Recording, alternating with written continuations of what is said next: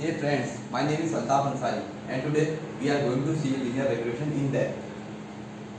This is our data set. Based on height, we have to predict weight. Okay, so first we have to train our model on this training set. Okay, हमें train करना पड़ता है हमारे model को, तो हम ये training set देंगे हमारे मॉडल को। अब ये हाइट हमारा जब 1 फीट है तो वेट मेरा 6 किलो है। Okay, then when my height is 2 feet then my weight is 12 kg. Okay, then when my height is 3 feet my weight is 18 kg, like that, so on. So what can we do? That is, we can plot it on the x and y axis. So when my height is 1 feet my weight is 6 kilo. So here is my one data point. Okay, like that wise, when my height is 2 feet then my weight is 12 kilo. Okay, like that, when my height is 3 feet my weight is 18 kilo, and when my height is 4 feet my weight is 24 kilo, like that, so on. And then last, when my height is 5 feet, when my height is 5 feet then my weight will be 30 kilo.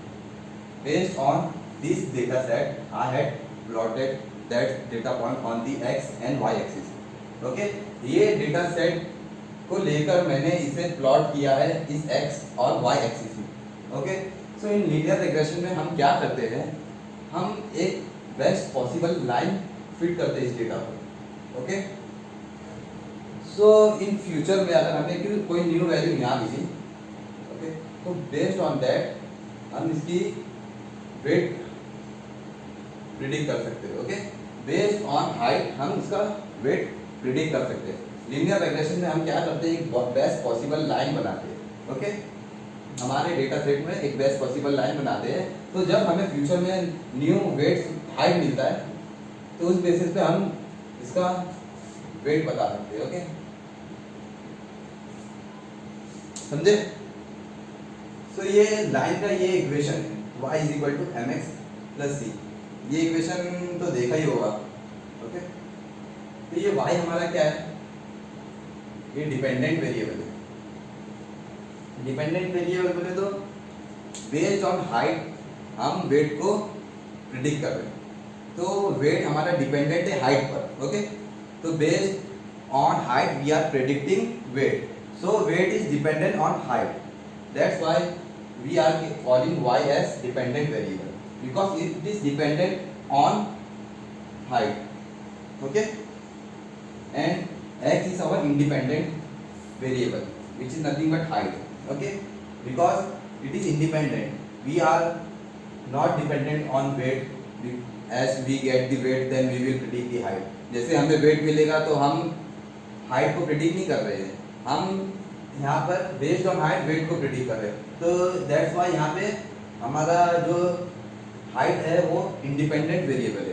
Okay, और हमारा जो wait है वो dependent variable है। सो ये हमारा independent variable, okay, और ये हमारा डिपेंडेंट वेरिएबल है।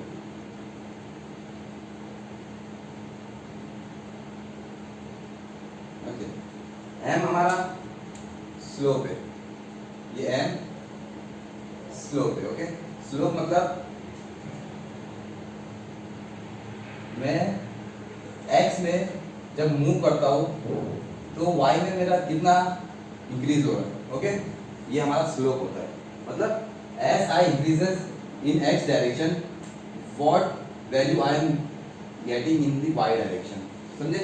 मतलब x के डायरेक्शन में मैं जब मूव कर रहा हूँ तो y की वैल्यू कितना बढ़ रही है, ये मेरा स्लोप होता है। ओके, इसको हम बोल सकते हैं ये राइज हो रहा है ऊपर और ये रन। ओके, तो ये डिवाइड करेंगे ना हम, तो ये नथिंग बट ये स्लोप देता है, स्लोप की वैल्यू देती है राइज, ये फॉर्मूला स्लोप का। Okay, rise divide by run.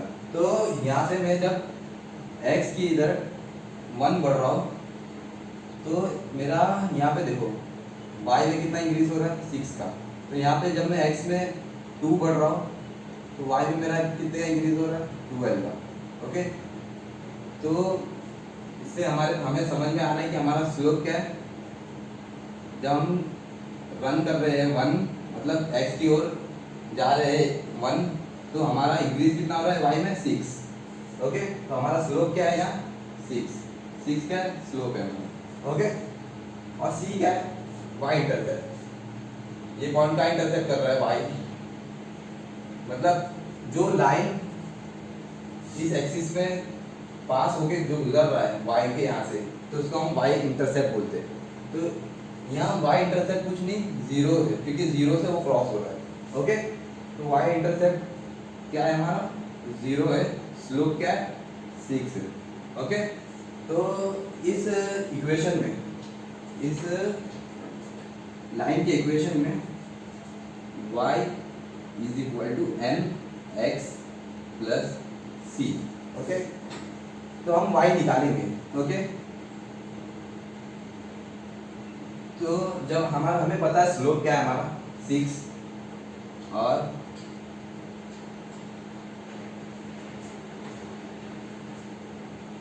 Slope हमारा 6, x हमें निकालेंगे। ओके, तो सपोज हमारा x अभी हाइट हमें मिला है 1 फीट, तो 1 फीट की वैल्यू हम यहाँ प्लॉट पुट करेंगे x इंटू 1, और इंटरसेप्ट हमें पता है 0 है। ओके, क्योंकि वो 0 से ओरिजिन से पास होगा। तो 6 जब हमारा हाइट 1 है तो y की वैल्यू हमें 6 मिली, और y क्या है हमारा wait. Okay,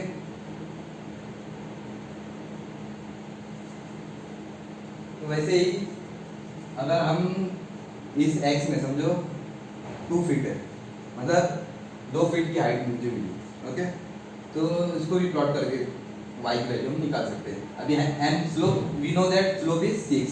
okay, and we also know that x when our x is 2 feet and our intercept is 0 here. Okay, so when we calculate this we get the weight of 12 kg. Okay, then we can take here at x की value की जगह अभी हम 3 feet लेते हैं 2 feet की जगह। Okay, y is equal to 6 into 3 feet. Okay, और 0 इंटरसेप्ट, ये 6 हमारा स्लोप। ओके, तो हम मल्टीप्लाई करेंगे 18 आंसर मिलेगा। ओके,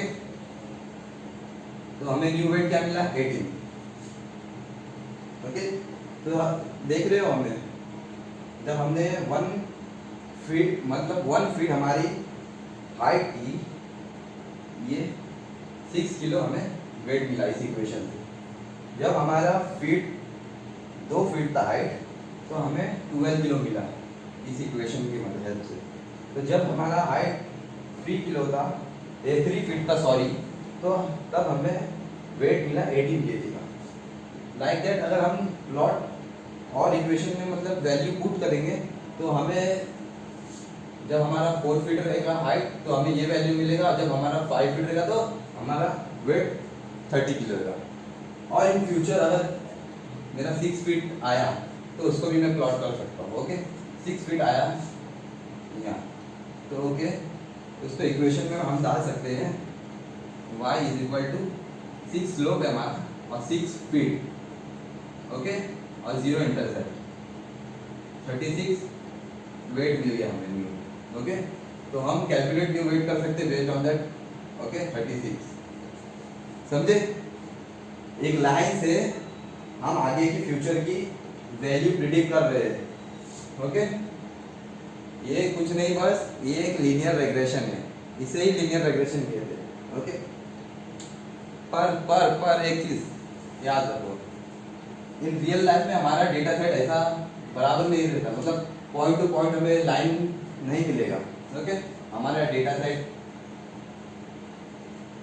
स्कैटर रहते हैं। ओके, मतलब डिस्पर्स रहते हैं हमारे डेटा सेट है ना। कभी मतलब चांस, बहुत कम चांस है कि परफेक्ट डेटा सेट हमें इस तरह मिले। ओके, पर हमारा डेटा सेट जो रियल लाइफ में होते हैं ना, वो डिस्पर्स होते हैं। ओके, तो वैल्यू उसकी आगे पीछे होती है। तो फिर इन लिनियर रिग्रेशन में हम क्या करते हैं, अभी मैंने बताया, we are trying to create a one best possible line from our data. Okay, पर ये बेस्ट पॉसिबल लाइन का भी हमें कब पता चलेगा, जब हमारा कॉस्ट एरर 0 होगा या फिर 0 के नियर होगा। ओके, तो हमारा कॉस्ट एरर क्या है in this case, we are taking mean squared error, mean squared error. ये कुछ नहीं, बस ये एवरेज देता है हमें एक्चुअल और प्रिडिक्टेड वैल्यू के डिफरेंस का। ओके, जो मेरा एक्चुअल वैल्यू है, ओके, और जो मैंने प्रिडिक्ट किया उसके बीच का, उसको वैल्यू हम प्रिडिक्ट करके बताता है। ओके, तो in suppose in this case our actual value is 10, okay, and we have predicted also 10 here। okay, 10 minus 10 0, square करेंगे इसको। Okay, in second case our actual value was 30 and we have predicted here actual value 30 था, और हमने predict किया क्या, यहाँ predict किया है हमने 20 को। ओके, तो इसको हम स्क्वायर करेंगे, इसको डिफरेंस लेंगे तो 100। ओके, और फिर जब हमारा एक्चुअल वैल्यू ये थर्ड केस में 20 है और हमने प्रिडिक्ट क्या किया, एक्चुअल वैल्यू देखो 20 है और हमने प्रिडिक्ट किया है 30। ओके, तो इसका डिफरेंस कैलकुलेट करेंगे। ओके, फिर ऐसे ही हम सबका डिफरेंस कैलकुलेट करके उसको सम करेंगे, उसका सम करके टोटल नंबर ऑफ सैंपल कितने मेरे पास 5 सैंपल है टोटल नंबर, तो ये 5 सैंपल्स को मैं डिवाइड करूंगा और इसका एरर का डिफरेंस एरर मिल गया। ओके, तो ये मीन स्क्वायर्ड एरर जितना लो होगा वो लाइन हमारे लिए बेस्ट फिट होगी। ओके, तो हम क्या कर सकते हैं, we can plot multiple lines and see that cost error. Okay, हम मल्टीपल लाइन प्लॉट कर सकते हैं और उसका कॉस्ट एरर चेक कर सकते हैं। जिस लाइन का भी कॉस्ट एरर लो है हम वो लाइन सेलेक्ट करेंगे हमारे मॉडल के लिए। ओके, सो ये तो बहुत लेंथी प्रोसेस हो जाएगा। ओके, सो इसका अल्टरनेटिव एक दूसरा यूज कर सकते हैं, क्या हम ग्रेडियंट डिसेंट यूज कर सकते हैं। ओके, ग्रेडियंट डिसेंट क्या है, ग्रेडियंट डिसेंट कैसे यूज करेंगे, हम पहले ना रैंडमली ना एक डेटा सेट में ना हम रैंडमली एक लाइन प्लॉट कर देंगे। ओके, फिर हम कैलकुलेट करेंगे इस लाइन का कॉस्ट एरर, इस लाइन का एरर क्या आ रहा है वो कैलकुलेट करेंगे, फिर इसका हम डेरिवेटिव लेंगे। ओके, डेरिवेटिव लेंगे विद रिस्पेक्ट टू किसके, स्लोप के, ये स्लोप के। Okay, with respect to slope के डेरिवेटिव लेंगे हम किसका, इस एरर का, कॉस्ट एरर का। जो एरर आ रहा है इस लाइन क्रिएट करने के बाद हमें जो एरर मिल रहा है कॉस्ट एरर, उसके derivative with respect to slope, और फिर डेरिवेटिव लेंगे हम कॉस्ट एरर का विद रिस्पेक्ट टू इंटरसेप्ट के साथ। ओके, कहाँ इंटरसेप्ट कर रहा है, इस इंटरसेप्ट के साथ। ओके, तो जब हम डेरिवेटिव लेंगे विद रिस्पेक्ट टू स्लोप और हम डेरिवेटिव लेंगे विद रिस्पेक्ट टू इंटरसेप्ट, उसको हम लर्निंग रेट रहता है, लर्निंग रेट अल्फा, उसके साथ मल्टीप्लाई करेंगे। ओके, तो हम ये derivative mean square error with respect to slope को अल्फा के साथ मल्टीप्लाई करेंगे तो एक स्टेप मिलेगा, स्टेप साइज। ओके, फिर इस स्टेप साइज को हम ओल्ड जो स्लोप है हमारा उसके साथ माइनस करेंगे तो हमें न्यू स्लोप मिलेगा, तो हमें न्यू वैल्यू मिलेगी स्लोप की। ओके, उसी तरह हम डेरिवेटिव ले रहे कॉस्ट एरर का विद रिस्पेक्ट टू इंटरसेप्ट के साथ। ओके, फिर हमें एक न्यू स्टेप साइज मिलेगा, उसको हम लर्निंग रेट अल्फा, अल्फा की वैल्यू 0.1, 0.01 या 0.001, मोस्ट ऑफ ऑल ऐसे ही लेते हैं अल्फा की वैल्यू। क्यों, ये मैं आपको आगे बताऊंगा। ओके, सो ये अल्फा की वैल्यू के साथ हम मल्टीप्लाई करेंगे तो हमें स्टेप साइज मिलता है। ओके, तो इस स्टेप साइज को हम ओल्ड स्लोप के साथ माइनस करेंगे तो हमें न्यू वैल्यू मिलती है स्लोप की। उसी तरह हम जब डेरिवेटिव निकालते हैं और उसको अल्फा के साथ मल्टीप्लाई करते हैं तो हमें न्यू स्टेप साइज मिलती है। तो इस स्टेप साइज को हम माइनस करते हैं ओल्ड इंटरसेप्ट के साथ, तो हमें न्यू इंटरसेप्ट की वैल्यू मिलती है, तो हमें एक न्यू लाइन मिलता है। ओके, तो उसी तरह ना साइमल्टेनियसली ग्रेडियंट डिसेंट ना डेरिवेटिव कॉस्ट एरर का स्लोप के साथ और डेरिवेटिव कॉस्ट एरर इंटरसेप्ट के साथ ओके साइमल्टेनियसली निकालते रहता है और अपडेट करते रहता है इस, और हमें न्यू स्लोप और न्यू इंटरसेप्ट देता है। ओके, ये ग्रेडियंट डिसेंट करता है। तो ग्रेडियंट डिसेंट इटरेटिवली एक प्रोसेस करता है और ये लाइन मूव होते रहता है, एक बेस्ट फिट ढूंढता है। ओके, ग्रेडियंट डिसेंट का ये काम है। तो ये क्या करता है, अपडेट करता है ये प्रोसेस जब तक हमें बेस्ट पॉसिबल लाइन ना मिल जाए। ओके, ग्रेडियंट डिसेंट जब मीन स्क्वायर एरर का डेरिवेटिव निकाले विद रिस्पेक्ट टू स्लोप और विद रिस्पेक्ट टू इंटरसेप्ट, फिर उसको हमने लर्निंग रेट अल्फा के साथ मल्टीप्लाई करा, हमें एक स्टेप साइज मिला, उसको हमने ओल्ड इंटरसेप्ट और ओल्ड स्लोप के साथ माइनस किया, तो न्यू इंटरसेप्ट और न्यू स्लोप मिला। तो न्यू इंटरसेप्ट ये है और न्यू स्लोप ये है। उसी तरह ये प्रोसेस हम साइमल्टेनियसली इटरेट करते हैं।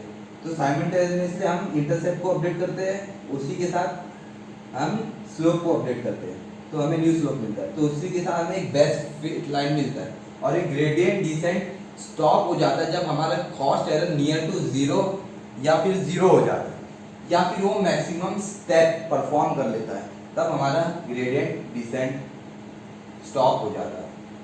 सो दोस्तों यही था लीनियर रिग्रेशन, ज़्यादा हार्ड नहीं है कुछ, बस कुछ स्टेप है, उसको आपको ध्यान रखना है। ओके, मैं नेक्स्ट वीडियो में इसी लीनियर रिग्रेशन का नॉर्मल इक्वेशन बताऊंगा, विदाउट ग्रेडियंट डिसेंट यूज करें हम इसे कैसे सॉल्व कर सकते हैं। ओके, सो आज के लिए इतना ही, थैंक यू।